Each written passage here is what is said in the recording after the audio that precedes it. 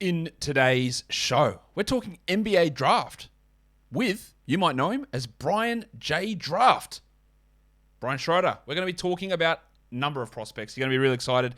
Jaden Ivey, Jabari Smith, Sotto. Yes, we're going to talk about him as well. Michael Bolton. We're not going to talk about him, but he's going to listen in.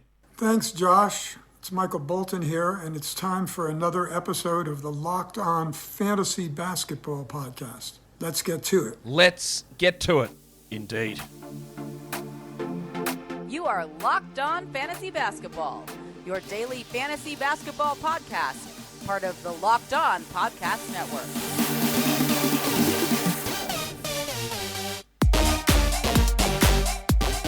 Hello and welcome to the Locked On Fantasy Basketball Podcast, brought to you by Basketball Monster. My name is Josh Lloyd and I am the lead fantasy analyst at basketballmonster.com and at Yahoo Sports Australia. And you can find me on Twitter, as always, at redrock_bball, and on Instagram at Locked On Fantasy Basketball. Bring home a slam dunk. Introducing NBA Jam Shaq Edition from Arcade 1UP. Pre-order now to play with legends. Arcade 1UP is the place for authentic gaming experiences featuring licensed retro games from the golden age of arcades. Check them out.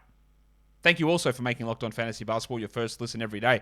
We are free and available on all platforms. Yesterday, we did a mock draft 3.0. That's the last mock draft for this week. There'll be more next week as we head into NBA draft week. But now we're going to talk NBA draft prospects. So, hey, what do you reckon? Warnie, where are you? Let's get it on, Gilly. All right, so let's bring him back in. Brian, welcome back to the show. Hey, how's it going? Thanks for having me. It's good to have you here. We're a week and a bit away here from the NBA draft. We're going to dig into some prospects, and as I've been doing with everyone who's been coming on and talking the NBA draft, we start off with a question, and that question is a player who you are higher on than the general NBA draft consensus, and you have gone with Jaden Ivey, routinely mocked in the top four of this NBA draft, a 6'4", 20-year-old guard out of Purdue. So if he's routinely mocked, usually at number 4, and you're higher on him, how high are you? As high as you can be. Ooh. I mean, it's tough. It's more of a my kind of personal rule.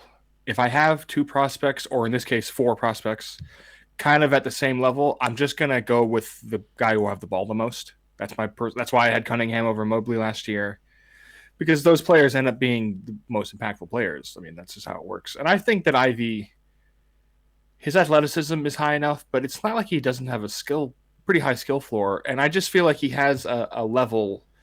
He did it a few times. There's an Illinois game, I remember, a Michigan game. Those are the 2 that really stand out, where he just sort of decided the game was over and just made 4 or 5 straight plays where it just ended the game. And I feel like a 6'4", 195-pound guy with a 6'9" wingspan, I mean, that's almost exactly John Wall's measurables. I think he can be that. That's a good player. Is he a point guard, though? Like, what's his... I think so. Okay, so is he a point guard level, like a point guard player like Ja Morant, who is got the high level passing skills as well as the high usage ball control? Is his passing up? Like, he averaged 3 assists and 2.6 turnovers last season, which is not great. It's not a great assist to turnover ratio. Can he be a guy that is more selective and more creative for others, or is he going to be more of that higher usage, not as creating for others sort of player? Kind of a mix. I think part of the thing is Purdue had a very egalitarian system. They always do. Travion Williams was like their main assist guy. They don't really have they didn't run as much straight pick and roll with him as I think they should have. They have too many set plays for Stefanovic and Eric Hunter and all these other fine players, good college players. And they also, Purdue is, I think they post up as much as anyone in college basketball. And when you have 2 good centers, I mean, it makes sense. But I think he can run a lot of. I mean, I think any kind of high pick and roll, if you're not at the level with him, or if you're at the level or higher on him, if you don't have like Evan Mobley out there defending him, if it's a 1-5, he's in the paint. Like, that's really what it is for me. Is he has such great burst and ability to get to his spots. I mean, one of the weird criticisms of him was he doesn't take a lot of 8 to 15 footers, and like, you want to see that, sure, but like, why not take layups if you can get layups? Yeah, is really the thing with him. And I think he can run all that. He's already improved, I think, over the season. He's very obviously a guy who never had to slow down. Kind of the Russell Westbrook thing. Like, he'd always go as fast as he wanted. And he's already figured out like how to get to his spots, how to get bigs out towards him. He tortured Kofi Cockburn when they played Illinois. Just torched him over and over. And that's, Kofi Coburn's probably not an NBA player for that reason, but I think he can do these things. I think he's a fine passer, not really anything spectacular, but I think also how the NBA works now, you can have multiple ball handlers. I think he's your rim guy. He's your rim pressure guy, and I think he could be one of the 10 best guys in the league at that, just getting into the paint. And I think that's enough to make you a guard. He's not like a two guard. He's not like a Beal type guy where he just pounds the ball on the perimeter over and over. In terms of, I said this on my show yesterday, talking about guys who sort of come from nowhere from freshman year to sophomore year. Like they're as a freshman and they're playing limited minutes, and then they move into a sophomore and they step up and they're in this top 4 discussion. And I always have a level of skepticism, more so when guys do it, they struggle for freshmen and sophomores, and then as seniors they dominate. Okay, well, that's a real problem. So what was the issue with him as a freshman? Why did he not declare for the draft? Why was he not able to be at that level as his first year, as so many of these other high-level players are? I think if he declared last year, I probably would have still had him in the first round-ish. I mean, I had Daishen Nix in the first round. Last year was not a deep draft. I like Daishen Nix a lot. I think he could be decent, but he was not exactly impressive for a lot of his G League run. I just think he didn't know how to run. He was just a straight. The problem too, and this is the class that we're really seeing. AJ Griffin's a good example. These are the guys who lost their junior or senior years to COVID. Yep. And a lot of these guys are way behind. I think that's one of the reasons Keegan Murray was ahead, because he's older and just knew what he was doing. But there's an interesting Ivy, Johnny Davis. Let's see, Adam Miller was on that team, but there were 5 or 6 current guys who were going to be in this draft on the FIBA U19 Americas team. Ty. And every single one of those guys came back stronger, except maybe Chet Holmgren, because he was already kind of where he was. Yep. But that seems to be a recurring thing, because that happened in the 2 years ago in the 2019 game. Tyrese Halliburton was on that team, and that second year was his big year. He really jumped up, and he was playing with Cade Cunningham and Scotty Barnes, and was one of the 3 main guys on the team, which is impressive. That should have been a sign that he was probably worth a top 10 pick. Yeah, I remember that under 19 run from Halliburton where he was, obviously really, really impressive. And he's had obviously a great start to his career. Before we talk about the player, Brian, that you are a little bit lower on than consensus, I've got to tell you guys about some big news.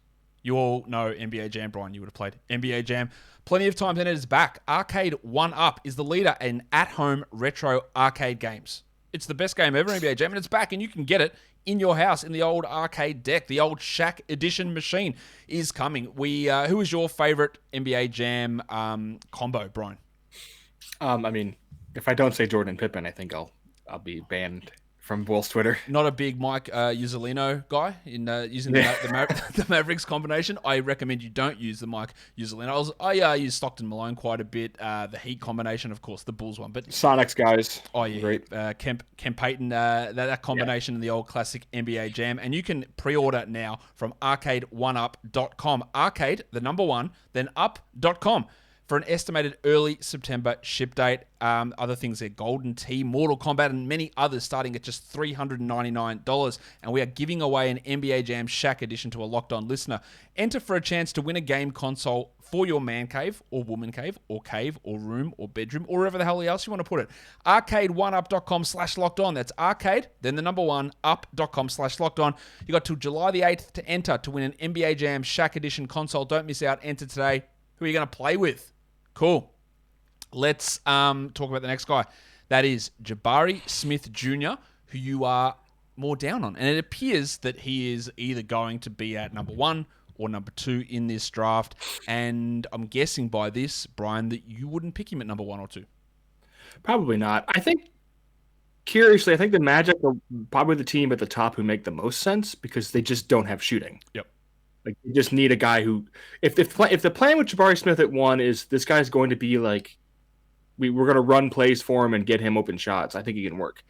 The problem with Jabari is I just don't think he can really create for himself at the level you would want a number one pick to do. And maybe that's kind of a bias with how we think of number one picks. Like maybe he's the best player in this class. I certainly don't think he's in the group. I have a 7 as my top tier, and he's in that tier, obviously. He's an excellent shooter. He's a very good defender. He's pretty young. He's at pretty good measurables. He moves pretty well, but he just doesn't have a lot of downhill momentum. Doesn't really put people on his hip and get past them. I don't know if it's a strength thing. It's a coordination thing. It's just like he obviously wants to be Kevin Durant. Like that's very obviously his idol. And it's like Kevin Durant puts people behind him and gets to the rim. And Jabari Smith either wouldn't or couldn't do it. And I'm not sure which is more concerning. If he couldn't do it or he just chose not to. Because Chris Middleton's shot diet is not, I don't know if that's the best path to be like a number one type option in the NBA. Yeah, you're the second person who said that Jabari Smith is the player that they are more down on than consensus, so maybe the consensus isn't as consensus as we think it is. And one of those concerns that I had with Jabari Smith is that we have this number one pick and we want them, as you said, with Ivy to have the ball in their hands, but does he ever profile as a guy that can be like 25, 26 above that usage, or is he always going to be like a 20, 19, 21% usage guy who's just solid defensively, like he shoots pretty well, but you can't just give him the ball and go, we'll just run everything around you and you do all that stuff for us. Yeah, I mean, the comparison, it's funny because I was very high on him relative to consensus before the season, and I had thought he was a top 5 to 8 player because he was an excellent high school player. And it's really funny. My opinion has not changed that much on him. But yeah, I would say I'm lower on him because I don't think he's being treated sometimes like he's far and away the number one prospect, and that's just not. I don't think anyone would say that, really. Yeah. But that's kind of how draft things go. Mainstream draft, there has to be a guy at the top. Yeah, I just don't know if he's a play creator as much as he is a play finisher. He's not really. There's some weird misnomers. I saw someone referred to him as a guy who shoots a lot of step backs, and it's like he took like 8. He doesn't shoot step backs. He shoots the Paul George shot where he faces up, holds, triple threats for 4 or 5 seconds, and then just shoots. And it's effective. It's hard to defend. Like he's got a really high release point. He's not going to get his shots blocked. He's just going to get contested. And I just don't. If he can do it, he can. If he can do it, he'll be kind of a new kind of offensive engine guy who takes a lot of Kevin Durant shots without the Kevin Durant ball handling. And he's young, and like I said, there's something about him that tells me he's not going to be good. I just don't know. My comp for him was always Rashard Lewis. I think he kind of shoots like Rashard Lewis, and I'm a huge Rashard Lewis fan. I loved Rashard Lewis. He was not a number one option in the NBA on any team. If he's your number one option, you are a 12-win team. Yeah, this is you're saying you're more down on him. It's not saying that like he's terrible, he's a bust, he won't be good. It's just that you probably wouldn't take him in the top 2 or top 3 of the draft, which is totally fine. Because we're always looking for who's the guy, what drives the NBA. It's high usage, high switchability, high creation, all that sort of stuff, and maybe he doesn't profile to that. So I'm not sure if I had one of those 2 picks when there are other guys that I want in that area that are doing something at this elite level that I probably prefer those players in that area. So I think that's important to note as well, as if we say, like I think I had him at 3 in my mock I did the other day, and someone said, oh man, he's going to dominate, and how can you be so down on him? Like having him at 3 is not down on him. Like it's still a pretty good area to have a player, and even if he's at 4 or 5, there plenty of good players that come in that area. It's just what you're trying to take a swing on, and if it hits, is more valuable than if he hits. If at his current level or current sort of archetype of player, it's not quite as valuable in that area. So I don't want to speak for you, but I assume that's sort of your thought process there as well. Yeah, and I will say in his defense, Auburn did have particularly. I don't want to say they're bad guards, but their 2 guards were ball hogs. Like they were little guy shooter guards. They were not really running the offense, and so that may it may have put him in a worse position. They did have a lot of possessions where they would just throw him the ball with like 7 seconds left, and it's hard to look like a shot creator in those contexts. But too often he just settles is the wrong word. It's obvious that he's planning for these like 19-footers contested. That's what he wants the whole time.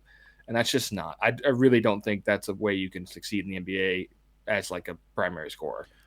And if he goes to the Magic, he may have to be, because I don't know. Unless Franz is really their guy, which he could be. Franz was a pretty eclectic scorer last year, I would say. Let's one last question on Jabari, and his defense has been mentioned as being really, really good. How, I don't know if this is true or not, but do you think that there is any impact of him being able to produce at a defensive level because he had Walker Kessler behind him? Not that Walker Kessler's a great defender, but like an elite rim protector that enabled Jabari to do some different things out there, and having someone that was blocking 4 shots a game that Kessler was, it maybe gave not necessarily a mirage, but a little bit of a boost to how he looked defensively on a team like that. Well, I definitely think there's a little bit of, he's not a big man. Jabari is a tall wing. I would say he's 3'4" more than he's a 4'3". Yep. Like, I think his best use is going to be as a perimeter shot finisher and like a guy to really punish smaller wings who just are not going to be able to contest a shot. So yeah, I think if any team thinks he's going to be like a 4-5 or rotates over, like he plays very fundamentally sound defense. He should fit in most lineups, but yeah, I guess the positive for that is most NBA teams have a pretty good, have at least one guy who can do something like Walker did. Yeah, he's a good player. Like, he's a good, I think his path of success is being like a Brook Lopez type, just paint protector, just beating up everybody who comes in there, and he can have a long career doing that. But there are probably 20 better rim protectors than him right now, and that's, I could probably say 30 or 40, honestly. But I don't know. Yeah, I think that's definitely something to help Jabari, but I think also his defensive upside doesn't really rely on big man defense much. Well, we're going to talk about a couple more prospects in a second. Before we do that, though, I'm going to tell you guys about Rock Auto, because if you're looking for parts for your car, there is absolutely no reason for you to go to a local chain auto parts store, or even worse, a dealership, to get those parts, because it's going to charge you way more money. Why would you spend 30, 50, 70, even 100% more for those same parts, whether it's brake parts, tail lamps, motor oil, or even down to new carpet? Rock Auto has everything you would need. They are an online family business who have been serving auto parts customers for over 20 years. So whatever parts you need, they're going to have them for you, and they're going to have them at a reliably low price. So head to rockauto.com and find all of those parts that are available for your car or truck, and in their How Did You Hear About Us box, write Locked On, so that they know that we sent you. Amazing selection, reliably low prices, all the parts your car will ever need. rockauto.com. Let's go away from the top half of the draft. Brian, let's go to the G League Ignite. And we're going to talk about Michael Foster Jr., a 19-year-old, 6'9" forward from the G League Ignite, who scored pretty well. Averaged almost 18 points per 36 minutes. He shot 49% overall. He didn't really take many threes or really get to the line at all, and only shot 31% from 3. Rebounded at a pretty high level. Really good shot block numbers, 2.3 per 36 minutes, but he's being projected basically at the end of the second round. There's some high scoring there and some good block numbers. Why doesn't that translate into a first round prospect? Or maybe in your eyes it does? Just kind of his frame. He's one of those, he's 6'8" to 6'9", 240-ish, 250. He's kind of a center, like, game-wise, but he doesn't really have, like, the dominant size. And I don't remember what he measured at his wingspan, but I know it wasn't, like, impressive. Yeah, it was like a plus, so he's kind of two, in between 3, positions a little bit. I think that really hurts him. He also has to have the ball. Like, he needs a lot of, I don't know if post-ups are the right word, but you need to run a lot of offense for him to really be effective. Otherwise, he's just a garbage man. And nothing wrong with that. That's, garbage men, the NBA needs them. Look at the playoffs. How many guys are just feasting on Kevon Looney is a great example. But I don't know. I was kind of low on him as a high school player, and he was productive and he didn't hurt himself in the G League, I wouldn't say, but I wouldn't really say he made himself into really some kind of can't miss prospect. I think what really hurts him too in this class is we've got not even Duran and Mark Williams. You got Kessler, Koloko, Khalifa Diop, Ishmael Kamagate. You've got a lot of 7-footers if you really need a backup center to choose from, and there's only going to be 5 or 6 of those guys drafted at maximum, and I don't know if he'll be one of them, but we'll see. Any projectability with the 3-point shooting? He only attempted 1 per game, which is 10% of his shots. It's a pretty low amount there. Hit him at 31%. Hit his free throws, not bad. Didn't get to the line a ton there either. But is there an ability? they're not the same player, but in terms of 6'9" or small, even 6'9" is too tall. But I was gonna say like smaller bodied guys who play center like a PJ Tucker. Obviously, he's a much higher usage guy, but can he be a guy that I take threes now? I get what's given to me, and I focus on being that sort of big man in a smaller man's body, I guess. Yeah. I mean, I'm of the opinion, and I've heard this from people who work in the NBA or work around the NBA. NBA development teams believe that they can make basically anybody a decent spot-up shooter. And I think they've been proven right on that. Like, shooting corner threes or shooting on kickouts, most players in the league now can hit 30-35% on that. If they're getting good looks, I would say. The only guys who really can't are either the weirdos or, the true 7-footers. So, yeah, there's no reason to think he can't do that. I don't know. I'm just not I'm not very sold on him as a real paint presence. I guess with the league going smaller, you could play him at the 4 some. I just don't know how many teams are going to be playing guys who don't have any creation ability at the 4 and the 5, unless one of them is like a knockdown shooter, and he's not that. Let's go to a guy. That'd be his path to being a legitimate impact player, I feel like. Yeah. Let's go to a guy who's probably going to be drafted a little bit higher, a guard out of Duke, Trevor Keels, 19 years of age, 6'5". The numbers, again, aren't particularly impressive. He played 30 minutes tonight. He averaged 11 points, 31% shooting. Couldn't hit his free throws at 67% there. Steal numbers solid enough. Rebounds, three a game, 3 assists. He's 6'4" with a plus 2.5-inch wingspan. He's young. He's got that on his side. He hasn't turned 19 yet. Won't turn 19 until the end of August. So he's got that age in his corner. But where does Keels sit? Can he be a guy with a pretty solid assist-to-turnover ratio? Can he handle the ball in a backup unit? Can that shot project out, do you think? I think the idea with Keels, and you're probably going to hear this, is that he's a Lugens Dort type of player. Okay. I just don't think he doesn't have that kind of athleticism. He just isn't very impressive to me. He had a really great first game, their Champions Classic game. He was incredible. He was just bullying people. They were running the pick and roll with him. He was just getting past every guard who was on him, scoring at the rim like crazy. You look at the guy, and you think he can do that, and then he just kind of didn't the rest of the year. Like, he just sort of stopped driving. To an extent, that's a problem everyone on Duke had who wasn't Paolo Banchero. Like, they all definitely they were smaller. It was his pond. They say big fish in small pond. That was his domain. So everybody else in that team, except I guess Mark Williams, because he just did center stuff. AJ Griffin didn't get a lot of on-ball reps. Wendell Moore had some. Keels had any of those 3 players had played on Virginia, or that's maybe a bad choice, but like NC State or something, they would have had much higher usages and much more diverse offensive profiles. But Keels is my least favorite of that group, I think, because I just don't really see guard ability with him. He's kind of a 4 almost. He's like his only real dominant trait is just that he's built like a tank and can run is a decent athlete. He's an okay shooter. He's an okay handler, but he's not really special at anything.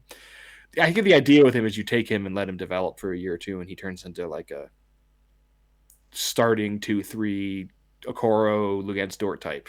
And I think if you get Lugens Dort in the second round, which is probably where Keels goes, you'd be pretty happy with that. But yeah, obviously that's the sort of that player doesn't grow on trees, and even Dort had to be found out of the undrafted sort of scrap heap, I guess, for the Thunder. Let's talk about another guy, a little bit older.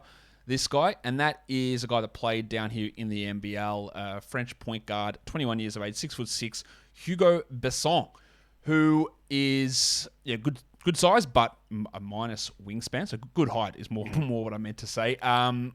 Again, 31% shooting as a guard. We would love for that to be high, but he did hit his free throws at a high rate, and he did take a ton of threes. 52% of his shots were from deep. Overall, the shooting percentage was pretty rough. Is there anything interesting here? Like, compare him. I know this is stereotypical, but let's compare him to other French point guards that have come in over the last couple of years. Teo Maledon, Killian Hayes. Where does he fit with those guys? Well, I was high on Killian, even if I shouldn't have been. Same. I think the thing with him, he's just a very aggressive scorer. He looks for his shot a lot. So some of the percentages you can forgive because the NBL, if nothing else, has proven that it is a league for grown men. Yeah. Like the talent level is not as high, but like you're going to get hit if you play in the NBL. They'll bash up. Yeah. Yeah, these are 30, 35-year-old men. They're not going to let a teenager just push them around, which is why it's impressive when Giddey or LaMelo pushes them around. And it's proof of why a guy like Ousmane Dieng, I think, had to really work on his game there because he was definitely overwhelmed at the start of the year from what I saw. Oh, yeah, no, he was terrible to start. But Besson, I think he just has I think he's got a good handle. I think he can run some basic stuff. Like I think he can be a bench guard who handles the offense for a few minutes at a time. And just the way he shoots, he does the interesting thing as a shooter that I really like is he sort of changes his release depending on where what kind of shot he's where he is. If he's right on the line, it's just kind of a nice, easy, repeatable three. But if he's behind line, he does kind of the Steph Curry heave. And, that only really works for Steph Curry. But I think it's an interesting way to be like a guy who puts pressure on defenses. I think he can do that. I have him top 45 because I really think he has some creativity and just, what's the right word? Moxie, just aggressiveness as a scorer. I think can be really useful off the bench in the NBA. Like you said, he's got good height and he's not a huge liability in other places, I don't think. When you say he's top 45, do you think that there's any part of that being that him in that spot is due to the apparent lack of point guards in this class? Yes. Yeah, absolutely. Because it's pretty rough. Yeah, it is. That's part of the reason I have Ivy as high as I do is that he's the one. That's the only real shot I feel like I've had a star point guard in this class. Yeah, they're just not there. And for teams that are desperate for point guards, the Wizards and the Knicks at 10 or 11, they could either make a terrible mistake or they just shit out of luck. They're just not going to get to that guy because there's just not that player available really in that area. You mentioned him already, and I probably should have done this in a different order. But Wendell Moore, 21-year-old, 6'6" forward from Duke, another one of these players who Duke's going to have a lot of guys drafted. 4 or 5 of them probably end up getting drafted in the end. You said that you liked Moore, a little bit more than you liked a little bit. Trevor Just Keels. a tad. He's got a good wingspan, 7-foot wingspan for a 6'6" body. He's decent size there. He shot 41% from 3 and did it on a pretty decent amount of attempts. He averaged almost 4.5 assists in 34 minutes as a wing. Didn't score particularly well with huge usage, but really good true shooting numbers, good three-point shooting, good free throw shooting, good passing, good steal numbers. All those things, the good free throw rate, the good free throw percentage, the good three-point rate, the good passing numbers, the good assist to turnovers, the good steal rate, that all usually translates well into the NBA. So is Moore one of these guys that might end up getting a little bit underrated? Like if he's an early second-round pick, we've seen plenty of early second-round picks become solid NBA players. Like just off the top of my head, Dylan Brooks, Malcolm Brogdon, 2 guys picked at the start of the second round who are starting caliber NBA players. With Moore's Jalen Brunson, is all of those statistical indicators there for Moore suggest that maybe he can be a guy that actually has an NBA career? I think he could have a career. I think the concern with him, you mentioned it before, he is a classic. He was not good his first year, and he was slightly better his second year, and then just kind of became, once they got kind of overloaded with talent, he was able to actually play well. He is pretty young for his class. He was a little bit younger, and I think he did just have no idea what he was doing because the athleticism is pretty good. Like you said, he's the other concern I have, there's 2 guys I could compare him to who were in the same, well, one was much earlier, who are kind of downside comparisons. For me, the poster child for any guy who shoots well as a senior after shooting poorly is Chandler Hutchison, who shot incredibly as a senior and then just not even in a league where every team is looking for 6-7 guys, he can't get on the floor. And then the other guy, the guy he actually kind of reminds me of is Jacob Evans, who was similarly just very well-rounded and just didn't work out. I think Wendell is a little bit more explosive of an athlete than a guy like Jacob Evans, and is a really hard-edged kind of he just plays really hard. He dives on the floor.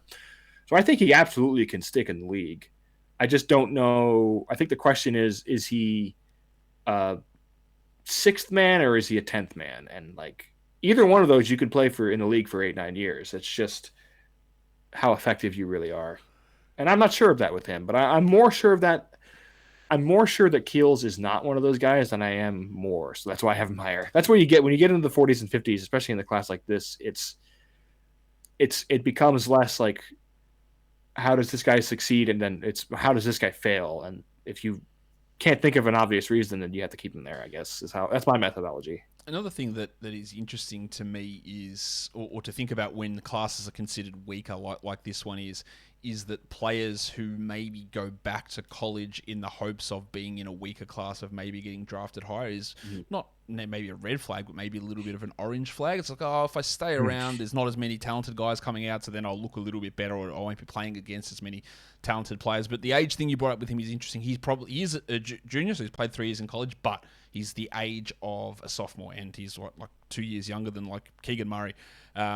He's not even. He'll turn 21 in the middle of September, which again is basically a usual sophomore type of age. The last guy we're going to talk about, Brian, because I've had so many people ask me about this guy, because evidently I have a large proportion of listeners that are from the Philippines.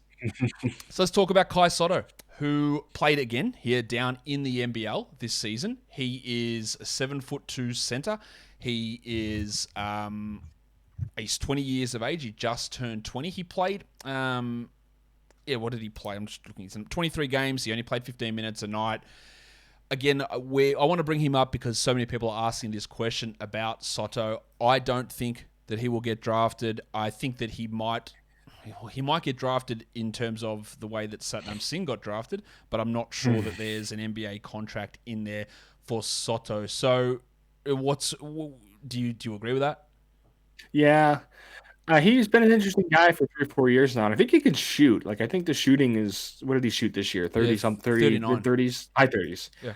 So I think the appeal is a 7'2" shooter, which is, still pretty rare. But I just don't think he's an NBA caliber athlete in any way. Nothing I've ever seen from him in the last 3 years. I just don't know if he can handle the physicality. Like, people bring this up with Chet Holmgren, but Chet Holmgren has been able to do all the same stuff he does everywhere he's played. And he's never really gotten hurt. And he's always... I just think it's a mentality thing. I kind of would like Kai Sotto to be good, and I definitely think he'll at least probably will get a summer league invite. Oh, and that'd be interesting to see. I think he gets that, really. Like, I mean, go ahead. You and I might get summer league invites at some point. Like, they'll invite anybody there. Carlos Boozer's brother played for the Bulls once. I remember that. Charles Boozer. Charles Boozer. I hit a half court shot at summer league one day, so maybe my invite's still coming. I'm still waiting for that invite to arrive. But I finished third in a knockout tournament, a media day knockout tournament. Dave Yeager distracted me and made me lose. That's my basketball highlight at summer league. There you go. We've all got a story. We're all ready for our invite. But yes, Sotto, again, the size is there, the shooting is there. It was on limited attempts. He only attempted 0.6 per game in his 15 minutes, but maybe that can happen. Who knows? We just don't think that there's going to be that. Again, we talked about this right back at the start of the show. Like, we don't expect many of these 7-foot guys to actually be drafted or to be impact guys, and there is probably a bunch of those guys who are way ahead of where Sotto is at the moment. But there'll be that opportunity to see him in summer league. But I just wanted to cover him off because, again, plenty of people have been requesting that. Brian, that'll bring us to the end of today's show. So, tell people where they can find you on social and also your Patreon and the draft content you've got over there. I am Brian J. Draft on Twitter. It's my only username. Never had another one. And then on Patreon, I am Brian J. NBA, which is spelled the same as my Twitter, just with NBA instead of draft. I don't know why I did that. I should have done both. I just put out my capsule big board, which is I'm going to work on a little bit, but it's about 90 so pages of sort of strengths and weaknesses, and I do a lot of stats that I think choose about 10 or 15, whatever fits on a line of stats that I think are relevant to these players. And, I just have like tier rankings and all this stuff. And I go up to 150 players I have listed. I only really do blurbs or so for half of that, but that's still 75 players. I think that's enough for a draft. So your capsule big board, is that available for everybody? Yes, it is free as of a couple days ago. Well, I'm going to chuck the link for that then in the show notes of this for the audio and also in the description of the YouTube video. So you can go check out Brian's 2022 capsule big board where he discusses all the players and puts all those numbers in there. Brian, thanks again for coming on the show and chatting about these draft prospects with me. Thank you for having me. And that will do it for today. Don't forget to follow this podcast on Apple Podcasts, Google Podcasts, Stitcher, Spotify, and on the Odyssey app. If you are here on YouTube, you know what to do. Thumb it up and leave your comments down below. Guys, we are done here. Thank you so much for listening, everyone. See ya.